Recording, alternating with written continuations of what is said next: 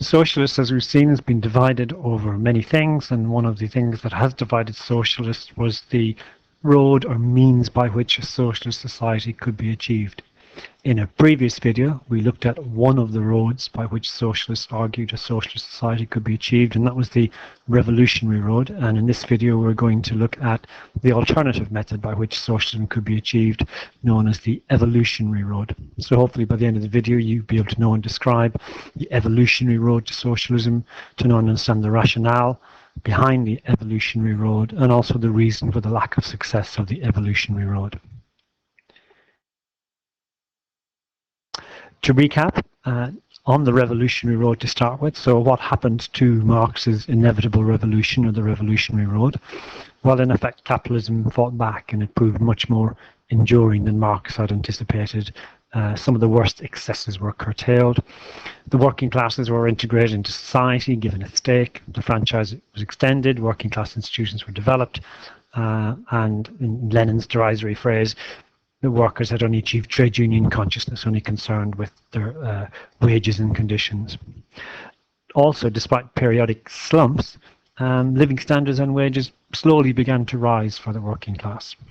And in the face of these developments, socialist parties themselves begin to adopt a different path, known as the evolutionary path, or democratic socialism, or parliamentary socialism. If the old inevitability was that of a revolution, the new inevitability was now the inevitability of gradualism.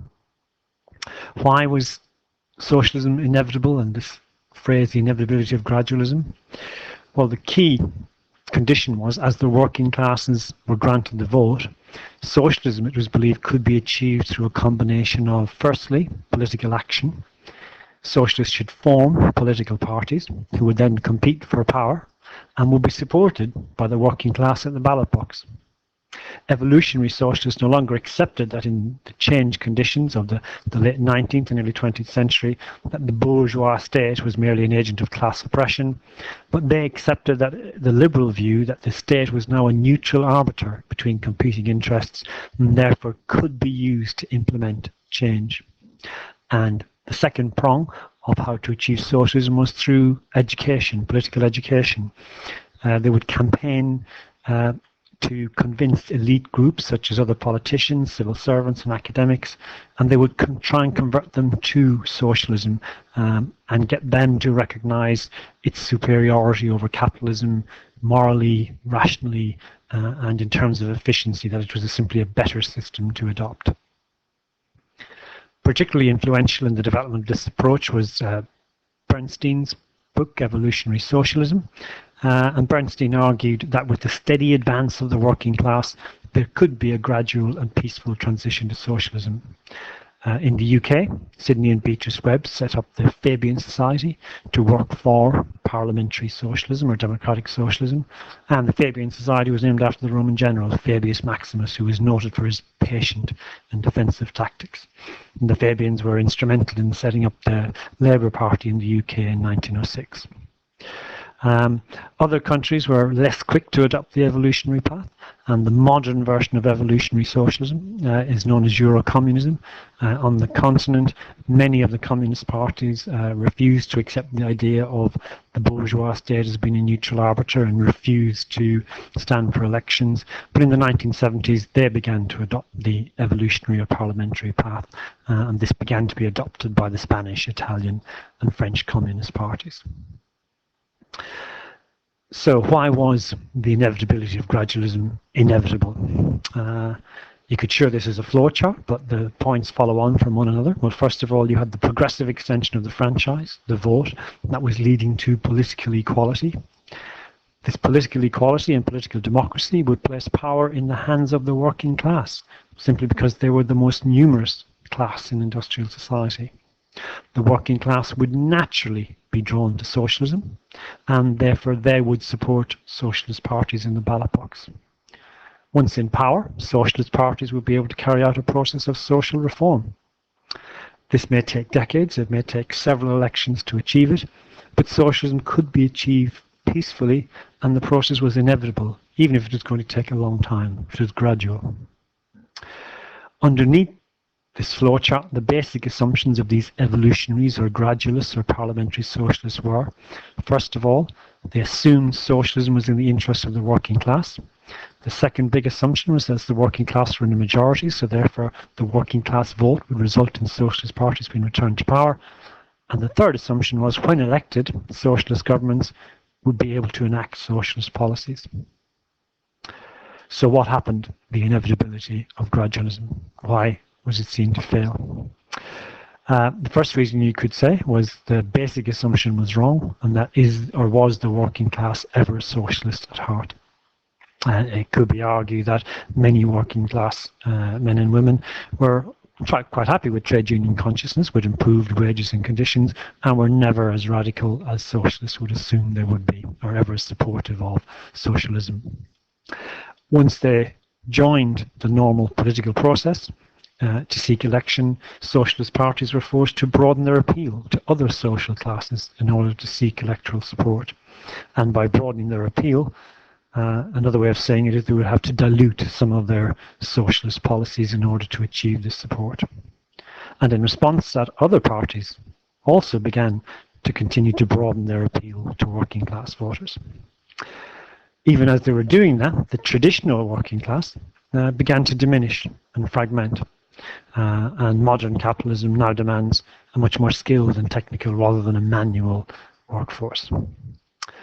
John Kenneth Galbraith identified what he described as the contented majority, and the emergence of this contented majority, a group whose material affluence and economic security encourages them to be politically conservative, less likely to vote for radical socialist policies.